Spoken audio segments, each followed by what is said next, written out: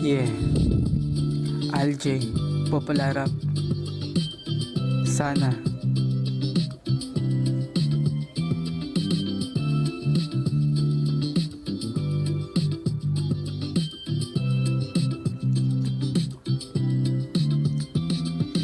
Sana totoo yan sinasabi mo, hindi yung puro dada. Pero kapag nakaupo sinong ngalin na bibig ang amisyo may lahat, nakalimutan na untog na ulo sapagkat ang layunin lamang malamang mga mangmang na nauutos sa mga salitang ginagamit na magagamit para magkamit kasi walang alam nila naman ng talumpati at kahit sarili mo bayan di mo na kinawaan para sa sariling kapakan na ninakawan. Inagawan sila ang gutom nilik mo sa kamay, inabot ka unti yun na lang dun sila sanay kunin andin sa kanila binayang buhay nila. Ganyan lagi mabait kapag butuhan na itatago ang kulin na itim sa tunay, bibilugin ka sa di lang kasinungalingan.